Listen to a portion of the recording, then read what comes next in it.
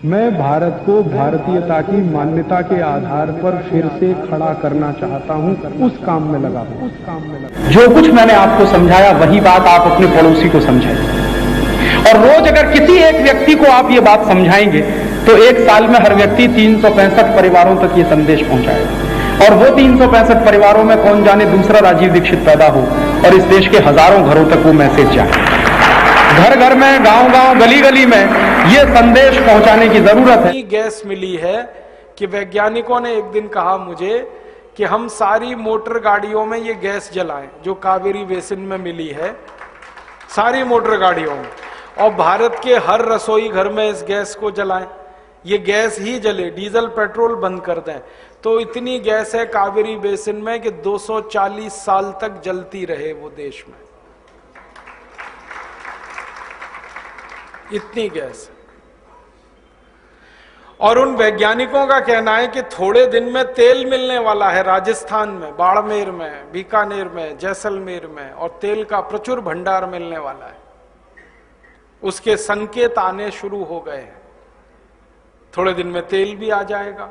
अब तक जो नहीं था, तो तेल इस देश में, गैस इस देश में, खनिज पदार्थ यहां पर। जंगलों में जाओ तो 84,000 किस्म की जड़ी बूटियां और फल आदि होते हैं जंगलों में। तो भारत माता तो कहीं से दरिद्र नहीं है, फिर देश दरिद्र कैसे हो गया? ये कहानी अगर हमारे समझ में आ जाए तो हमारे सपनों का भारत बनाना आसान होगा। इसलिए ये कहानी मैं सुना रहा हूं आप। कहीं से हम दरिद्र नहीं है, भगवान ने हमें दरिद्र नहीं बनाया, प्रकृति ने हमको दरिद्र नहीं बनाया। हम सब तरफ से दुनिया में किसी भी देश के कंपटीशन में आगे है, उत्पादन हर तरह का गांव में, और उद्योग भी कोई कम नहीं है अब इस देश में। भारत सरकार का सेंसस है जो ये कहता है कि 5 करोड़ 80 लाख उद्योग चल रहे हैं इस समय देश में, 5 करोड़ 80 लाख, और अच्छे चल रहे हैं। सारी दुनिया में मंदी आई लेकिन हमारे उद्योगों में नहीं आई। कुछ तो कारण है। कारण उसका एक है कि हमारे उद्योगों में मेहनत करने वाले जो मजदूर हैं ना, दुनिया में सबसे सस्ते हैं। इतने सस्ते मजदूर पूरी दुनिया में किसी देश में नहीं जो हमारे उद्योगों में हैं। 12-12 घंटे काम कर सकते हैं बिल्कुल थोड़ी सी तनख्वाह पर, जो कोई नहीं करता पूरी दुनिया में। अब श्रम बहुत सस्ता, और भगवान का दिया हुआ प्राकृतिक माल बहुत है हमारे पास, कच्चा माल। अब दो चीजें अगर उद्योगों को मिल जाएं, श्रम सस्ता हो, कच्चा माल भरपूर हो, वो सस्ता हो, तो उद्योगों में तो पैदा ही पैदा है। 5 करोड़ 80 लाख उद्योग है, कोई कम नहीं। और इतने उद्योग और इतना खेती, तो व्यापार भी अच्छा है इस देश में, व्यापार में कोई कमी नहीं है। सरकार कहती है कि कम से कम 20 लाख करोड़ का व्यापार हो जाता है साल में इस देश में, अंदर, देश के अंदर, बाहर की बात नहीं कर रहा हूं। तो ये सारा कुछ अच्छा है, उद्योग, व्यापार, खेती, फिर भारत गरीब क्यों? ये तो गंभीर प्रश्न है। और इतना गरीब कि दुनिया में सबसे ज्यादा गरीबी में हमारा नंबर आए। अब ये प्रश्न हमें समझना है। अब हमारे मन में इस प्रश्न को समझने के समय एक बात आती है, क्या भारत की गरीबी हजारों साल की है? हम लोग आपस में चर्चा करते हैं कई बार, जाने अनजाने हम ये कह देते हैं, अरे भारत तो हमेशा से गरीब है। मैं भारत के 2 लोगों का नाम लेके कहूंगा। एक व्यक्ति है इस देश में, उसका नाम है पी चिदंबरम। ये भारत में बहुत लंबे समय तक वित्त मंत्री रहा, और इस व्यक्ति ने इंदौर नाम के शहर में मध्य प्रदेश में एक भाषण दिया था, और मैं उस दिन वहां था, उस भाषण में सामने बैठा था मैं, और चिदंबरम मंच से बोल रहा था। कार्यक्रम क्या था? नई दुनिया नाम का एक अखबार निकलता है इंदौर से। नई दुनिया अखबार ने एक किताब प्रकाशित की थी, पुस्तक का प्रकाशन किया था, उसका विमोचन करने के लिए चिदंबरम आया था। तो भाषण दिया उसने, और क्या भाषण दिया! भारत हजारों साल से गरीब देश रहा है, यहीं से भाषण शुरू किया अंग्रेजी में। अच्छा था कि वो अंग्रेजी में बोल रहा था, ज्यादा लोग समझ नहीं रहे थे। हाँ, उसने शुरू किया, भारत हजारों साल से गरीब देश रहा, भारत हजारों साल से मुफलिसी का शिकार रहा, ऐसे ऐसे उसने कहना शुरू किया। फिर बीच में कहने लगा, ये तो भला हो अंग्रेजों का जो वो भारत में आए और उन्होंने भारत को थोड़ा बेहतर बना दिया, वरना हम तो अंधेरे में डूबे हुए थे, हमको तो कोई ज्ञान नहीं था, कोई प्रकाश नहीं था, इस देश में तो भयंकर गरीबी ही गरीबी थी। और ये जब वो भाषण दे रहा था तो बार बार पंडित नेहरू को कोट कर रहा था। पंडित नेहरू ने ऐसा कहा, पंडित नेहरू ने वैसा कहा, पंडित नेहरू ने ये कह दिया, उन्होंने वो कह दिया। वो भाषण जैसे ही पूरा हुआ मुझसे बर्दाश्त नहीं हुआ। हाँ, मैं इधर उधर देख रहा था, किसी के मन में कोई तकलीफ नहीं।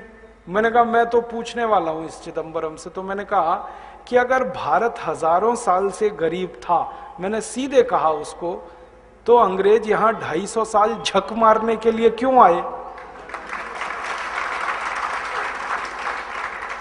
हजारों साल से गरीब देश, गरीबों के यहां कोई 250 साल रहता है आके? गरीबों के तो कोई दर्शन करने नहीं जाता। 250 साल रहना तो कोई सामान्य बात है। 250 साल में 50 पीढ़ियां जवान होकर मर गई अंग्रेजों की, यहां क्यों रहे वो? और भारत अगर हजारों साल से गरीब था तो पुर्तगाली 450 साल झक क्यों मार रहे थे इस देश में? क्यों आए 450 साल पुर्तगाली अपना देश छोड़कर? 1492 में वास्को डी गामा घुस गया इस देश में और निकला नहीं, फिर अंत तक मार मार के निकालना पड़ा गोवा से पुर्तगालियों को। तो 450 पुर्तगाली, 450 साल पुर्तगाली क्यों आए? 250 साल अंग्रेज क्यों रहे? और भारत अगर हजारों साल से गरीब था तो ये मुगल क्यों आए झक मारने के लिए यहां 300 साल? बाबर क्यों आया? उसने सल्तनत क्यों बनाई? गरीबों के देश में जाके कोई राज्य स्थापित करता है क्या? और इतना ही क्यों, मोहम्मद बिन कासिम क्यों आया इस देश में 7वीं शताब्दी में जब हम हजारों साल से गरीब थे? महमूद गजनवी क्यों आया सोमनाथ का मंदिर लूटने के लिए जब हम हजारों साल से गरीब थे? तैमूर लंग क्यों आया? नादिर शाह क्यों आया? अहमद शाह अब्दाली क्यों आया जब हजारों साल से हम गरीब ही थे? तो इनको तो कहीं अमीर देशों में जाना चाहिए था, वो सब यहां क्यों आए?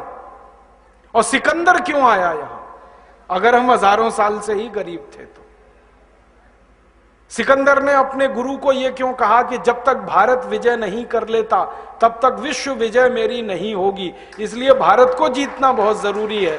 तो आया यहां पर, और यह तो भारतवासियों का पराक्रम था कि वो भारत को जीत ही नहीं पाया, मार के भगा दिया हमने उसको, रास्ते में मर गया।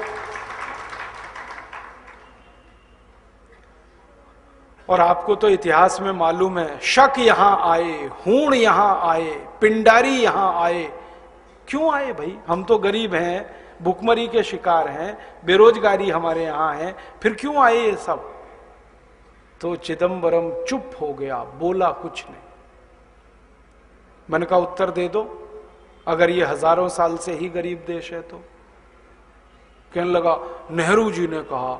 मैंने कहा नेहरू जी से तो पूछ नहीं सकता मैं, क्योंकि वो जिंदा नहीं है। होते जिंदा तो उनसे पूछ लेता कि कहां से मिला ये तुम्हें कि भारत हजारों साल से गरीब है? किसने कह दिया भारत हजारों साल से गरीब है? मैंने कहा तुम नेहरू के मानस पुत्र हो, तुम ही बता दो।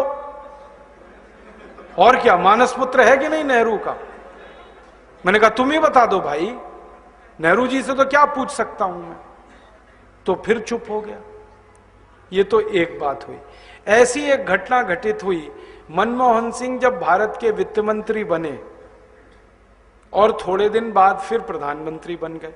पहली बार जब ये प्रधानमंत्री बने तो ऑक्सफोर्ड गए थे, अटल जी के बाद इन्हीं का नंबर आया ना, तो ये गए ऑक्सफोर्ड। वहां पर एक सम्मान समारोह हुआ डॉक्टर मनमोहन सिंह का, उसमें इनको डी लिट की उपाधि दी गई। तो सम्मान समारोह में इन्होंने एक भाषण दिया 40 मिनट, वो रिकॉर्डेड है हमारे पास। उसमें उन्होंने यही गाना गाया, भारत हजारों साल से गरीब देश है। ये तो अंग्रेज थे जो भारत में आए और उन्होंने भारत को थोड़ा सभ्य बनाया। हम अंग्रेजों के बहुत आभारी हैं जिन्होंने आकर भारत को तकनीकी सिखाई। हम अंग्रेजों